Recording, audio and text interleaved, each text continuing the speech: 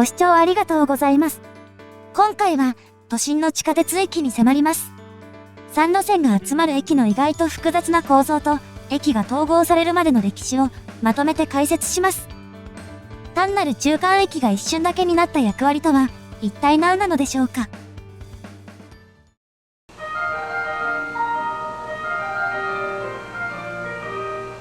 この列車は、東京メトロ千代田線の代々木上原行きです。千代田線は、東京都心をおおむね北東から南西に貫く路線。JR 常磐線と小田急線に乗り入れており、都内でも混雑する路線の一つです。次の駅は、表参道駅。千代田線の拠点駅の一つで、銀座線、半蔵門線と乗り換えができます。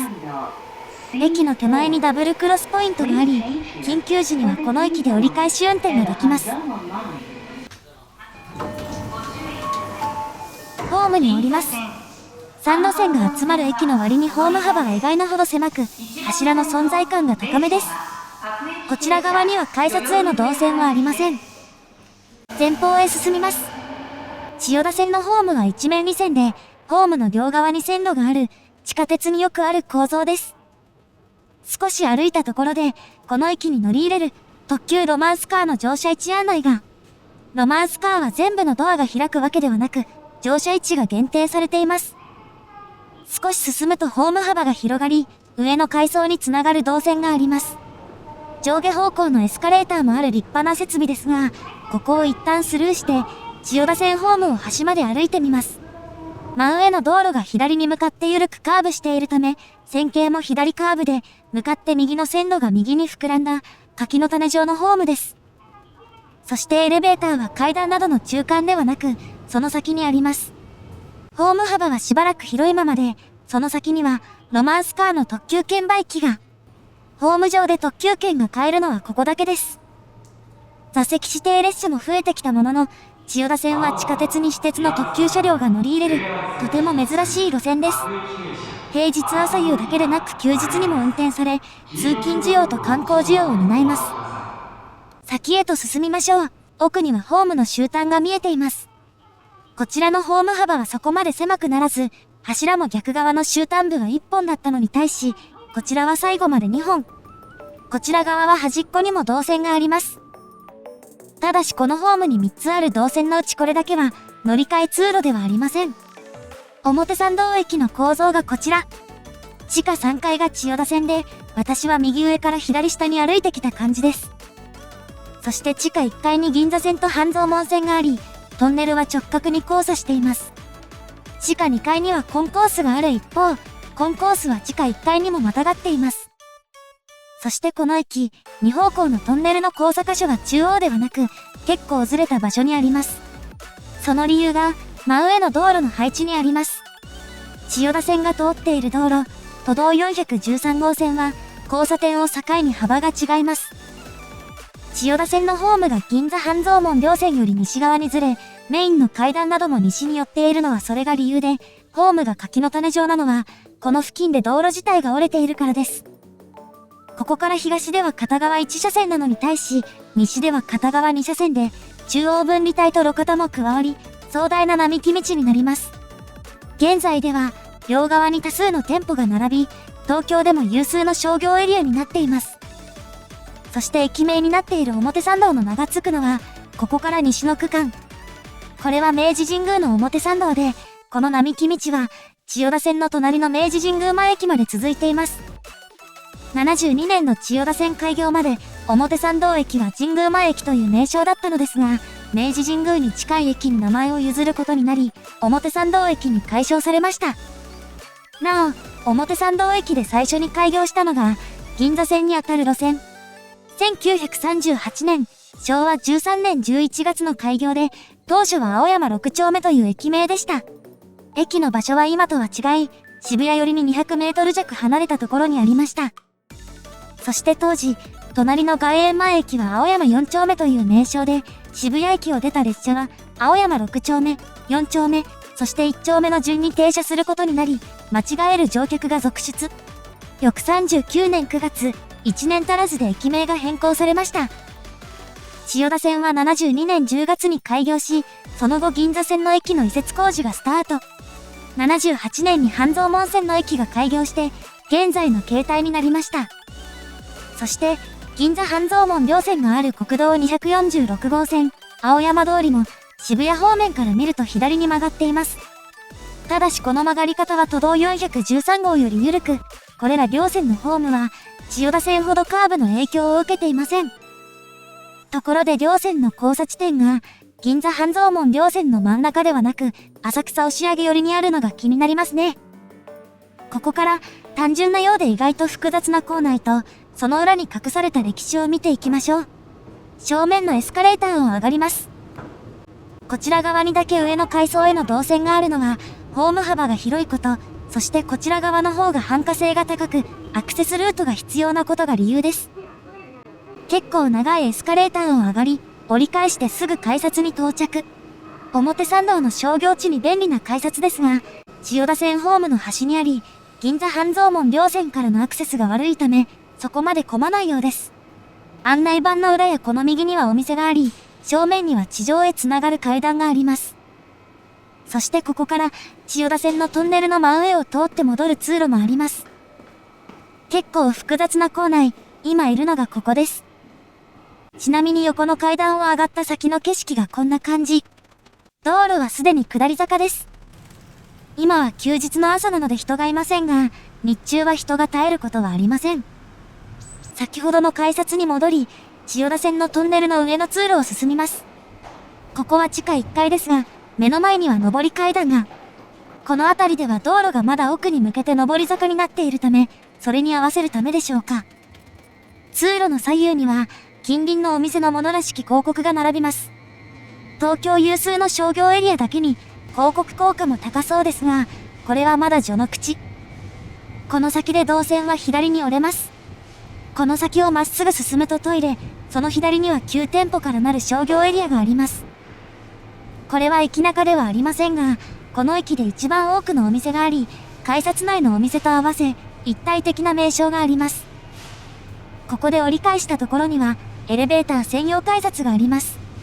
一方、通路をクランクした先には下り階段があり、通路は一つ下の階層、地下2階に降ります。これが構内図にも映っていた、地下通路がずれる場所。まっすぐ進むと、銀座半蔵門両線のトンネルにぶつかってしまうからです。なお、この改札は交差点の真下よりも西に寄っています。ちなみに左奥の券売機では、ロマンスカーの特急券が買えます。そしてここへは、先ほどのエレベーター経由でも行けます。このエレベーターはさらに一つ下の千代田線ホームにもつながっており、千代田線へのエレベーターはこの一本だけです。単純に見えて意外と複雑な構造ですね。さらに先へと進みます。通路は千代田線のトンネルの真上から横にずれます。通路の左右にはミニスーパーやベーグル屋さんなど5つのお店が並びます。先ほどより数は少ないですが、乗り換え動線にあるので集客力は高そうです。そしてこの左にはインフォメーションセンターもあります。その奥、左側には銀座半蔵門両線のホームへつながる動線が、2面4線のため、動線は2つあります。この先も気になりますが、一旦改札へ向かいます。この辺りが、この駅で一番スペースの広い場所であり、ラッシュ時には大混雑します。左手と右奥に、それぞれ改札があります。この辺りの柱には特定の広告が貼られることがあり、過去には俳優を起用した広告を写真に撮る人もいたそうです。しれっと通り過ぎましたが、天井には東京メトロの M マークの装飾があるのが細かいですね。銀座半蔵門両線のホームに行く前に、この改札を出てみます。回り込んで進んだ先に、地上へのエスカレーターと階段があります。改札は地下2階に相当する場所なので、エスカレーターも結構長いですね。そしてこの途中には、なぜか他より古い見た目の壁があります。リニューアルから取り残されたのでしょうか。出口への動線はここで折り返しますが、ここを右前方に進むと、序盤で私が通ったエレベーター専用改札の横に出られます。使いこなせれば便利な駅ですが、構造が複雑でハードルが高そうです。この正面にあるのが、たびたび出てきていた表参道交差点。この裏側、道路の左右には灯籠が立ち、街並みが変わっても荘厳な見た目は健在です。先ほどの改札に戻り、銀座半蔵門両線のホームへ向かいます。お待たせしました。この改札の左右にあるエレベーターは、いずれもこの階層と上のホーム階だけをつなぐもので、千代田線のホームへは行けません。左のエスカレーターを上がり、ホームに行きます。銀座線が内側、半蔵門線が外側で、対面乗り換えできる便利な構造ですが、階段の色分けは場所ごとに片方しかありません。左右で色を分けた方が分かりやすかったですね。銀座線のトンネルがそれほど深くないため、天井もちょっと窮屈な感じ。銀座線は1両あたり16メートルの6両編成、半蔵門線は20メートルの10両編成のため、全体の長さはそれぞれ96メートルと200メートル。ただし銀座線の乗り口は、半蔵門線の編成の真ん中ではありません。序盤の図にもあったように、千代田線との交差点が中央からずれているため、このホームでは進行方向後ろに寄っています。乗り口がない場所は、フェンスでがっちり固められています。ホームの先端では、浅いところを走り続ける銀座線に対し、半蔵門線が深く潜っていくため、ホーム床面が傾いています。このような傾斜はホームに持ち込みたくないので、設計に苦労したことが伺えます。ホーム後方に向かいます。真上の道路幅は、歩道も含めて40メートル。二面4線を収めるにはちょっと窮屈だったらしく、ホーム中央ではもうちょっと幅が欲しい感じです。その影響もあってか、ベンチなどは最小限で、看板も階段にべったりくっついているなど、効率性重視のレイアウトです。こちら側は割とホーム終端が近く、半蔵門線の線路がカーブしているため、幅もぎゅっと狭くなります。ところで、先ほど通り過ぎた階段の裏には、出口に向かうエスカレーターの脇にあった古めの壁が残っています。半蔵門線開業から45年が経ち、構内はリニューアルされているものの、部分的に改修されずに残ったのでしょうか。ちなみにこの駅、外側にある半蔵門線はもちろん、内側の銀座線の線路にも渡り線がないため、千代田線とは違い、非常時でも折り返し運転は行われません。のはずが、かつてこの駅で、銀座線の折り返し運転が行われたのをご存知でしょうか。それが数年前の、銀座線渋谷駅改修工事に伴う臨時ダイヤでのこと。渋谷駅を発着する列車が終日運休になり、一部区間での折り返し運転が行われました。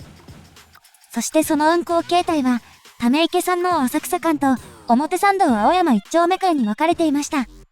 前者では普通の折り返し運転が行われたものの、後者では2本の線路を独立してピストン輸送する、極めて珍しい形態でした。